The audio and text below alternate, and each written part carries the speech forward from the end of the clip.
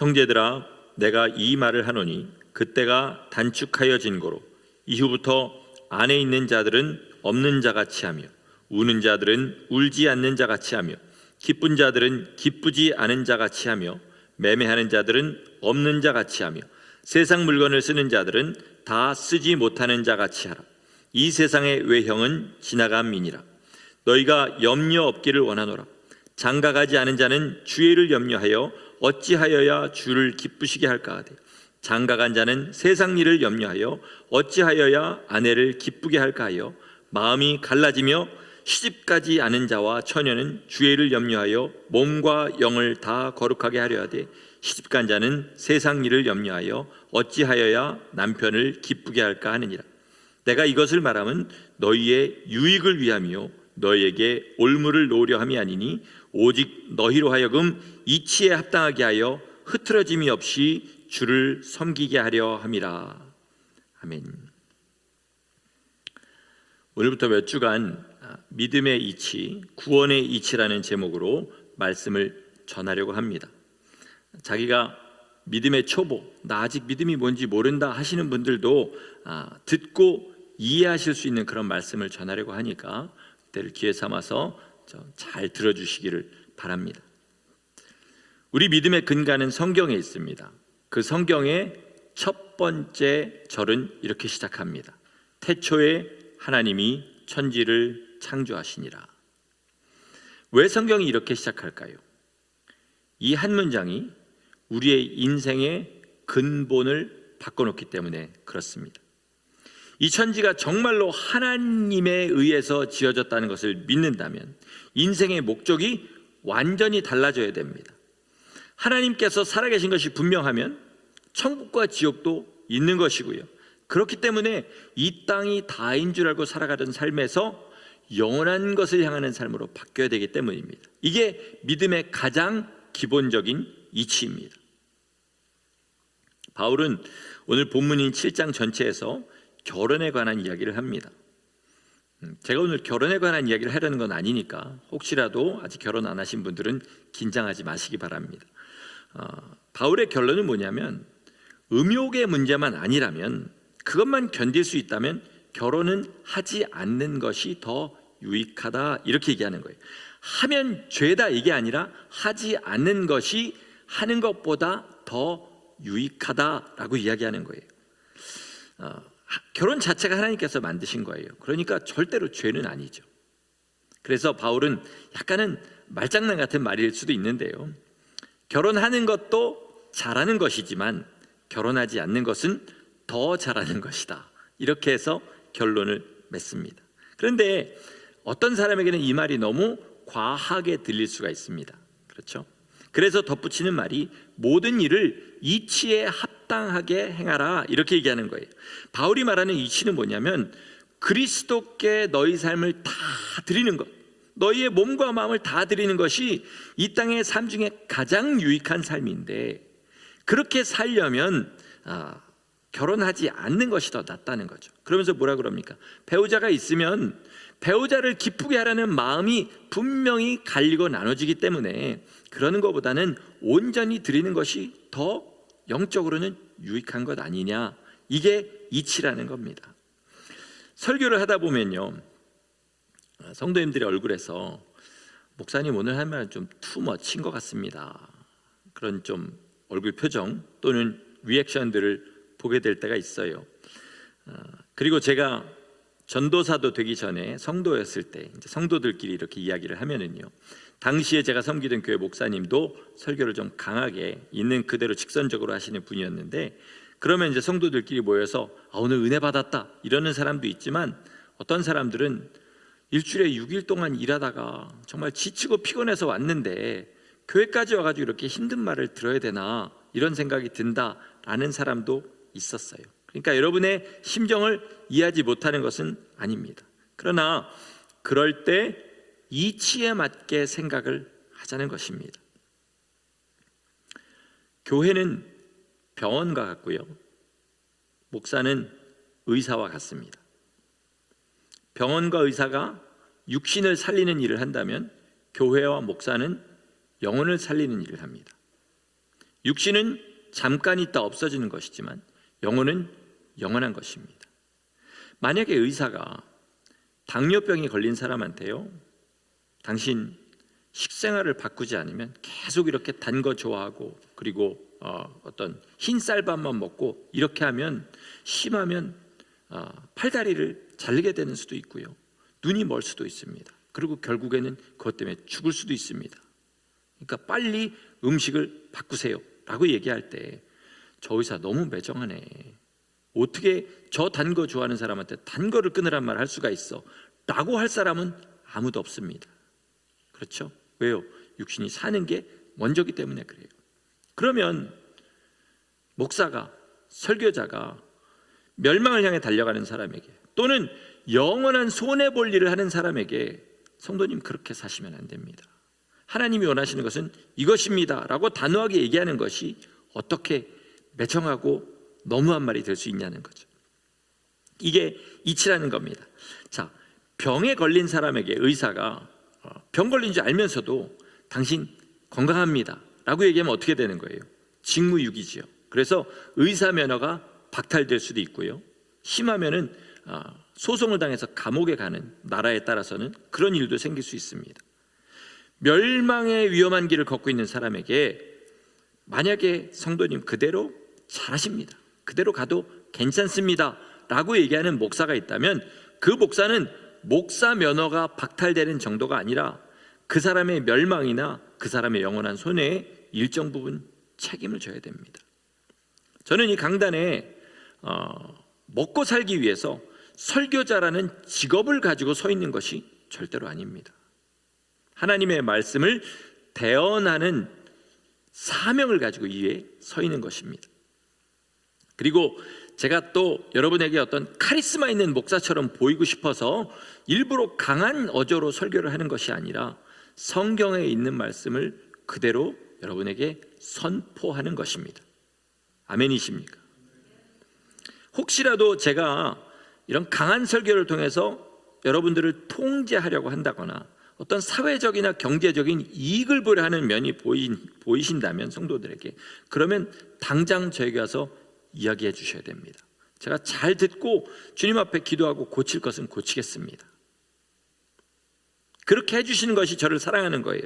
그러나 제가 이 강단에서 듣기에 부담스러운 말을 할 수밖에 없는 것은 우리의 인생의 마지막은 반드시 죽음으로 끝나고요, 그 죽음 뒤에는 뭐가 있습니까?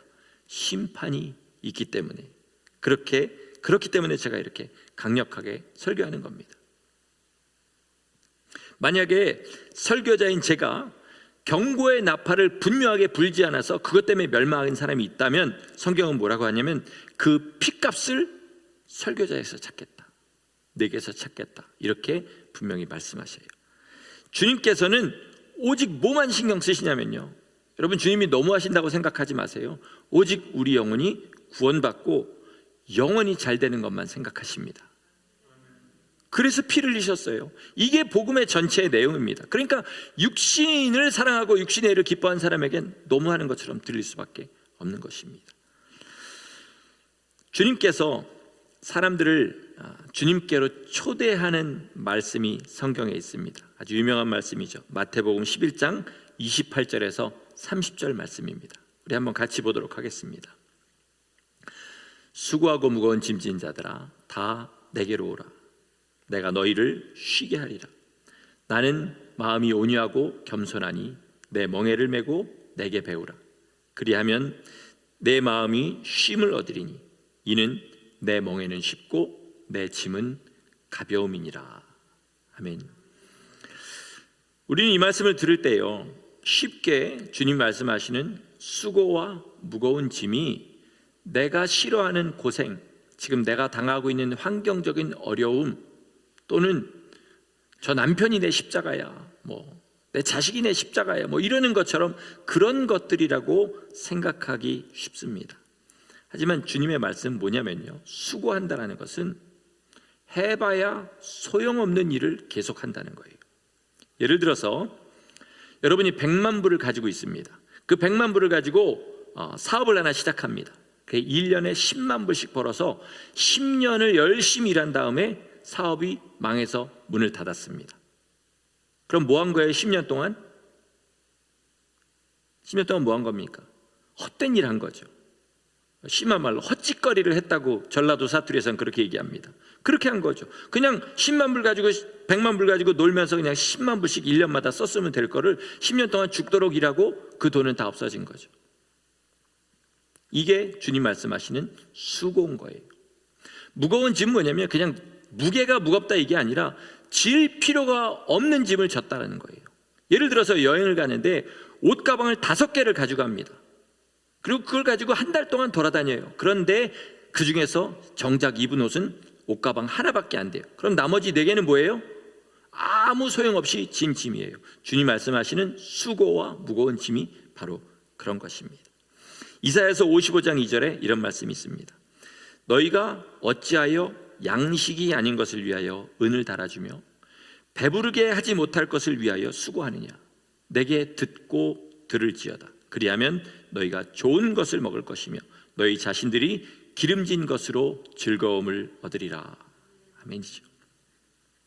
이번에 이원철 선교사님 오셔서 열흘 동안 정말 식당에 많이 갔습니다. 제가 원래 외식을 잘 안 하는 스타일인데 하루에 점심 저녁 2번 간 날도 며칠이 있을 정도로 갔어요.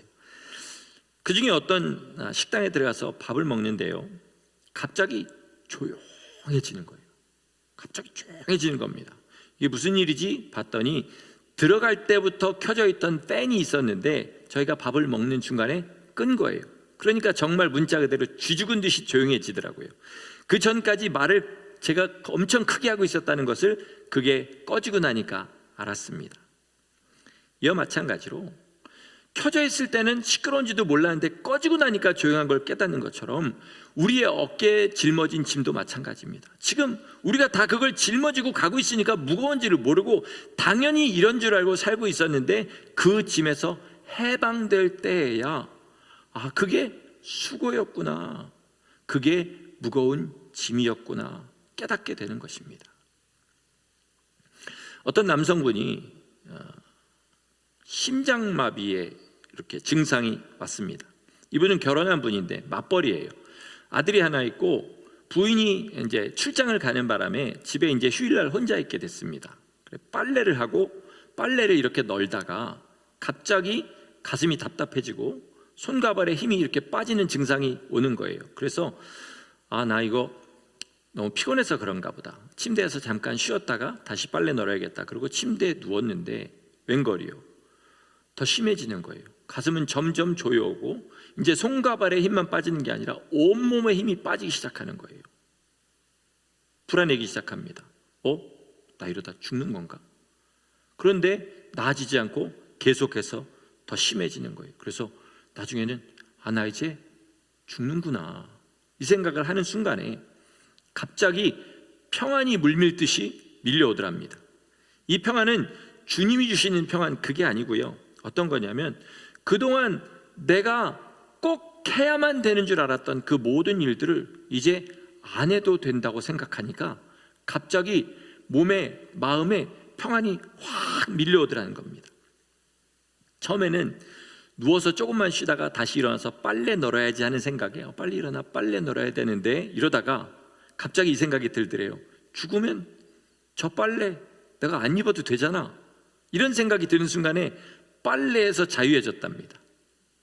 그날이 휴일이었는데 오늘 쉬고 내일 직장 나가서 일할 생각을 하고 있었는데 나 내일 죽으면 직장 나갈 필요 없잖아. 아내에게 남편의 의무를 다할 필요가 없고 자식에게 아버지의 의무를 다할 필요가 없고 세상의 모든 것이 아무 의미가 없어지는 그 순간에 갑자기 평안이 밀려오더래요. 근데 이거는요, 이 사람은 특별하게 그런 게 아니고요, 죽음 직전까지 갔다 온 사람들, 삶을 완전히 포기해 본 사람들은 다 똑같은 얘기를 합니다. 그제서야 내가 꼭 해야만 사는 줄 알았던 그것들이 알고 보니까 수고와 무거운 짐이었다는 사실을 깨닫게 되는 거예요. 그럴 때에 인생의 길이 분명하게 보입니다. 그럴 때에 예수 믿는 사람들은 나 예수님을 믿은 것이 정말 잘한 것이구나. 또 특별히 예수님 위해 자기 삶을 온전히 희생하고 내놓은 사람들은 이제 그 순간이 완전한 소망의 순간이 되는 거죠. 그래서 한국의 어떤 좀 사이즈가 있는 교회 목사님인데, 그분은 교회 안에다가 어느 장소에다가 관을 하나 짜놓고요, 마음이 복잡하거나 어떤 해결해야 될 문제가 있거나 고민하는 문제가 있으면 그 관 속에 들어 눕는다고 합니다. 그리고 죽음을 묵상한다고 해요.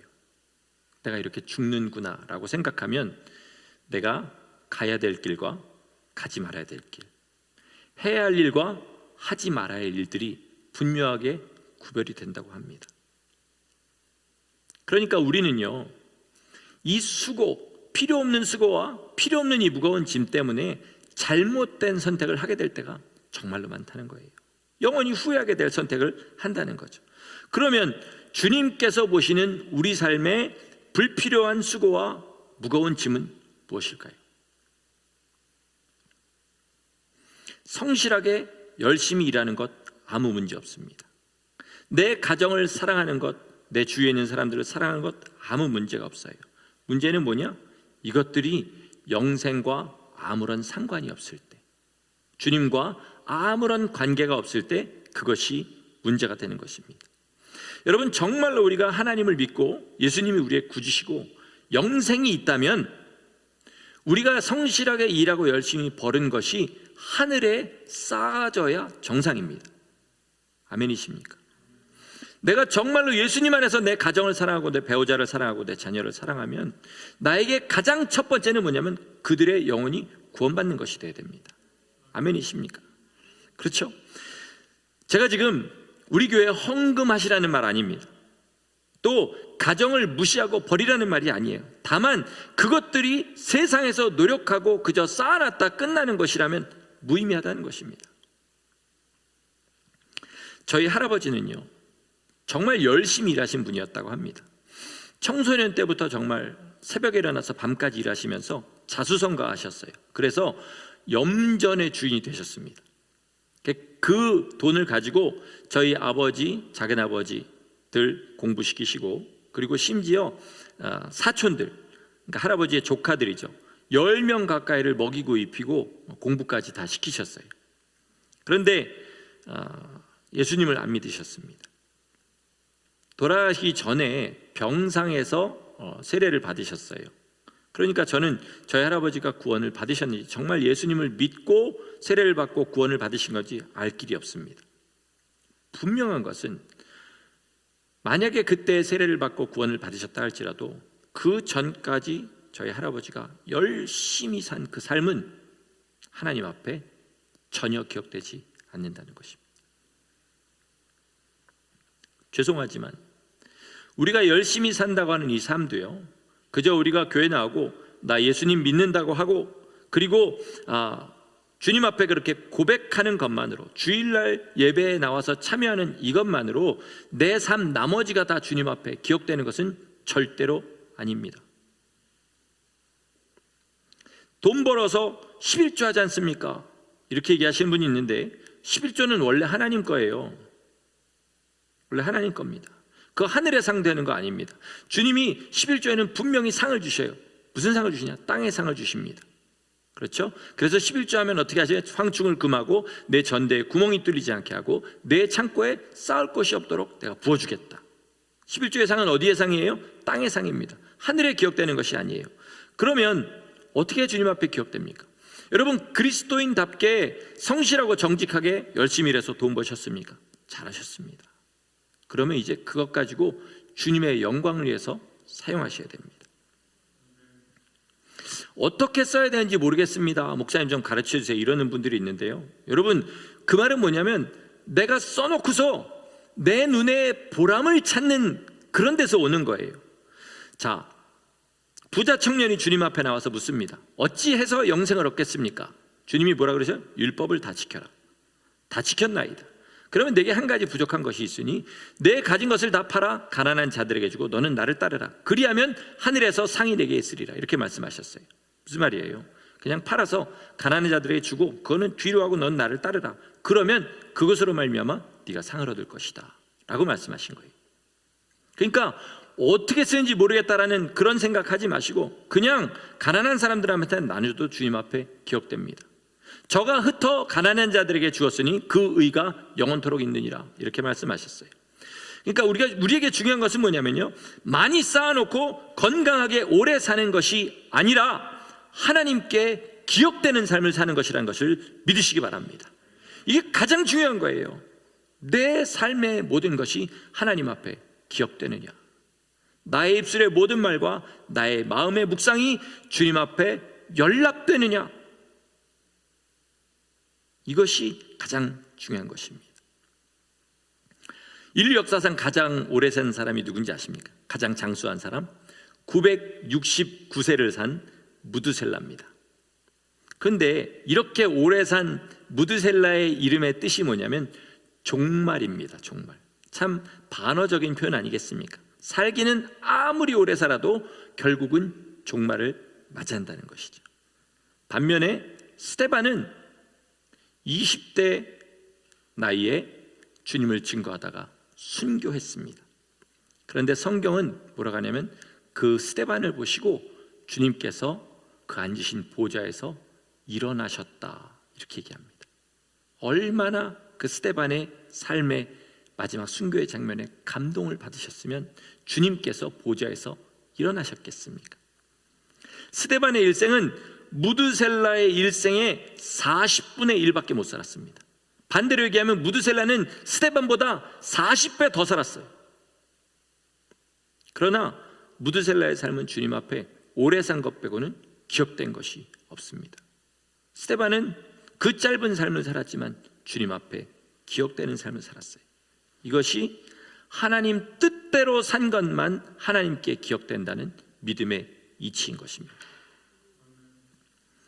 그러면 이 이치에 합당한 삶, 구원의 이치에 합당한 삶을 살려면 어떻게 되느냐, 여기에 대한 말씀을 결론으로 드리겠습니다. 말씀이 끝난다는 이야기는 아니니까 주의해서 들어주시기 바랍니다. 특별히 이 이야기는 아직 내가 예수님을 잘 모른다고 생각하시는 분들이 들어주시기 바랍니다.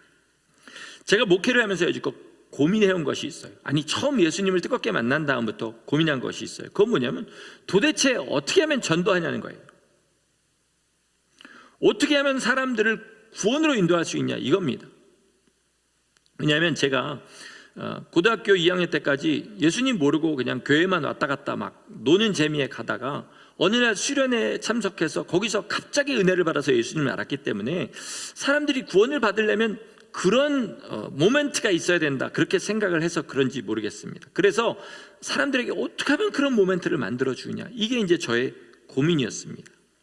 그런데 이번에 이제 이원철 선교사님 모셔서 같이 이렇게 이야기를 나누면서 그곳에서 어떻게 복음을 증거하는지 거기에 대한 이야기를 들으면서 나름대로 내가 여지껏 너무 이거를 어려운 방법으로 생각했구나라는 걸 깨달은 게 있습니다. 그리고 나서 베드로가 사도행전 2장에 성령을 받고 처음으로 한 그 설교, 3,000명을 변화시킨 그 설교를 보니까 너무 길이 간단합니다. 우리 한번 같이 보도록 하겠습니다. 사도행전 2장 37절에서 42절 말씀입니다. 우리 같이 한번 맨 마지막, 아닙니다, 제가 읽고 38절만 나중에 같이 따로 읽겠습니다. 그들이 이 말을 듣고 마음에 찔려 베드로와 다른 사도들에게 물어 이르되 형제들아 우리가 어찌할꼬 하거늘 베드로가 이르되 너희가 회개하여 각각 예수 그리스도의 이름으로 침례를 받고 죄사함을 받으라. 그리하면 성령을 선물로 받으리니 이 약속은 너희와 너희 자녀와 모든 먼데 사람 곧 주 우리 하나님이 얼마든지 부르시는 자들에게 하신 것이라 하고 또 여러 말로 확증하여 권하여 이르되 너희가 이 패역한 세대에서 구원을 받으라 하니 그 말을 받은 사람들은 침례를 받음에 이날에 신도의 수가 3,000이나 더하더라. 아멘. 우리 38절 우리 같이 한번 다시 읽어보도록 하겠습니다. 38절 띄워주세요. 시작. 베드로가 이르되 너희가 회개하여 각각 예수 그리스도의 이름으로 침례를 받고 죄사함을 받으라. 그리하면 성령의 선물을 받으리니. 제가 침례라고 읽은 것은 예수님이 받으신 그것은 물에 들어갔다 나온 그 침례이기 때문에 비록 세례라고 써있지만 제가 침례라고 읽었습니다. 자, 한번 보시기 바랍니다. 오순절 마가의 다락방에 성령님이 임하셔서 120명이 방언을 받아서 성령을 받아 막 방언하면서 길거리를 뛰어나갔습니다. 그것을 보고 놀란 사람들이 모여가지고 베드로의 말을 듣기 시작하죠. 베드로는 너희가 죽인 그 예수님이 하나님의 아들이시고 그가 바로 메시아셨다, 이 말을 할 때 그들의 심령에 찔림을 받았습니다. 그리고 뭐라고 물어봐요? 형제들아 우리가 어찌할꼬? 이렇게 했을 때 베드로가 답을 분명하게 줍니다. 각각 회개하고 예수 그리스도의 이름으로 침례를 받고 죄 사함을 받으면 성령의 선물을 받는다, 이렇게 4단계를 얘기했어요. 그런데 뒤에 2개, 죄 사함과 성령의 선물을 받는 것은 누가 하시는 일입니까? 하나님이 하시는 일이에요. 그럼 우리가 해야 되는 일은 뭐예요? 회개하고 침례를 받는 겁니다. 침례를 받는 것은 이제 눈으로 보이는 일이니까 우리가 알아야 될 것은 회개하는 일이에요. 이게 분명해지면 그러면 죄사함 받고 성령을 선물로 받게 됩니다. 왜요? 주님이 약속하신 거니까. 우리 주님은 절대로 그 약속을 물리시거나 어기시는 분이 아닙니다. 그러니까 회개하고 침례 받으면 반드시 죄사함 받고 반드시 성령 받는 줄 믿으시기 바랍니다. 그러면 회개가 뭔지를 알아야 될 거 아닙니까? 그렇죠? 미국 사람들이 예수님 처음 믿을 때 이런 표현을 씁니다. 뭐라면 I gave my life to Jesus. 무슨 말이에요? 내 인생을 주님께 드립니다, 이 말이에요. 이 말을 다른 말로 하면 나 앞으로 주님 뜻대로 살겠습니다, 이 말인 거예요. 회개라는 것은요, 가던 길을 돌이켜서 반대 방향으로 가는 겁니다. 멸망의 길로 가다가 주님께로 길을 돌이키는 거예요. 그러면 지난날의 삶을 잘못했다고 인정하는 것에서 끝나는 것이 아니라, 여러분 정말로 우리가 지난날의 삶이 잘못됐다고 믿으면 그 증거는 뭐예요? 다시는 그 잘못을 안 하려고 온 힘을 다하는 삶을 사는 겁니다. 아멘이십니까? 그러면 회개는 뭐냐면 내가 그동안 하나님 모르고 산 삶을 회개하는 거예요. 그러면 하나님 아는 삶은 뭡니까?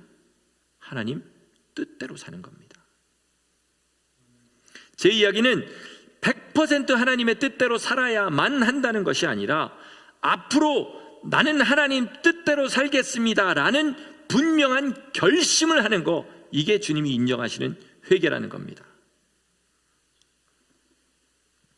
그 결단이 분명하고 그 결단을 가지고 침례를 받으면 죄사함 받고 성령이 임하십니다. 자, 그러면 여기서 우리가 해야 될 가장 중요한 일은 뭐냐면요, 결단입니다. 결단. 디시전 메이킹이에요. 나 앞으로 어떻게 살 것인가? 여지껏 내 뜻대로 살았지만 나 이제 주님이 말씀하신 대로 살겠다라는 결단을 분명하게 하는 것이 회개입니다. 우리 중에 성령 받지 못하신 분들이 있어요. 어떻게 하느냐? 성령 받으면 성령 못 받은 사람 알게 됩니다. 성령을 소멸하신 분들이 있어요. 어떻게 하느냐? 성령님이 알려주십니다. 이거는 그냥 너무나 뻔해요. 보면 알게 돼요. 성령을 받았는데 소멸하신 분도 있습니다. 왜? 주님 뜻대로 살지 않기 때문에. 그리고 주님 뜻대로 살지 않는 것에 더 이상 어떤 어려움도, 마음에 그런 받아받는 것도 없기 때문에 그렇습니다. 제가 묻겠습니다. 여러분은 하나님 뜻대로 사시겠습니까? 여기에 분명하게 아멘이 되셔야 성령님이 역사하시기 시작합니다. 여러분 말해도 듣지 않을 사람에게 여러분 그 사람한테 말하시겠습니까?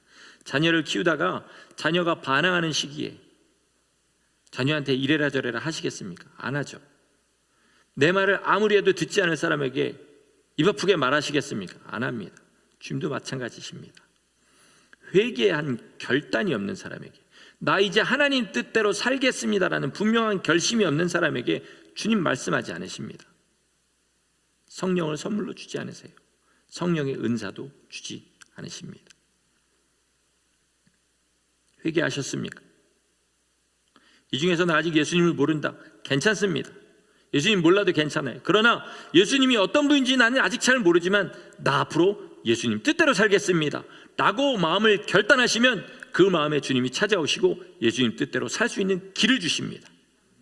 그러나 믿음 생활을 30년, 40년, 50년 아니면 태어날 때부터 여지껏 교회 다녔다 할지라도 나 주님 뜻대로 살겠습니다라는 결단이 없다면 그 사람에게는 성령이 이런 방구 조그만 말도 하지 않으십니다. 말씀을 마치겠습니다. 예수님의 공로를 믿고 회개하십시오. 하나님 뜻대로 살려고 온 힘을 다하겠다고 결단하십시오. 그렇게 살려면 하나님의 뜻을 알아야 되지 않겠습니까? 어디 있습니까? 성경에 있습니다. 이렇게 살아라, 이거 해라, 이거 하지 말아라, 세세하게 주님 말씀하신 말씀들이 성경에 있습니다.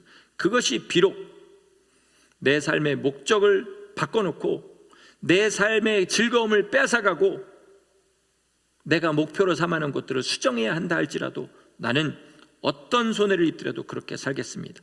어떤 것을 내 삶에서 잃는다 할지라도 영생을 위해 주님 살아가는 것 위해 그것들 버리겠습니다 라고 결단할 때 그때부터 성령님께서 여러분을 인도하십니다. 열심히 말씀 들으시고요, 열심히 말씀 묵상하시고요, 그리고 열심히 말씀대로 사십시오. 이게 예수님을 믿는 것이고 이게 구원의 가장 기본적인 이치인 것입니다. 끝까지 이 구원의 이치를 따라서 주님 뜻대로 사시다가 우리 꼭 그 나라에서 다 같이 주님을 예배하는 복된 성도들 되시기를 예수 그리스도 이름으로 간절히 축원합니다. 아멘. 기도하시겠습니다.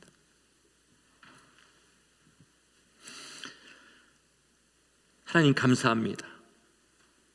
우리 자신을 들여다보면 가망 없다라는 말이 정말 나처럼 어울리는 사람이 없는 것 같습니다. 그럼에도 불구하고 우리 주님께서 가장 가망 없을 그때 나를 건져주셨고 지금도 가망 없지만 여전히 내 손을 붙잡고 인도하고 계시는 그 은혜에 진심으로 감사합니다. 하나님 그 은혜 감사해서 나 이제 주님 뜻대로 살겠습니다. 두렵고 떨리지만은 내가 나를 너무 잘 알기 때문에 두렵고 떨리지만은 그래도 나 주님 뜻대로 살겠으니 주님 능력 없는 저를 도와주시옵소서.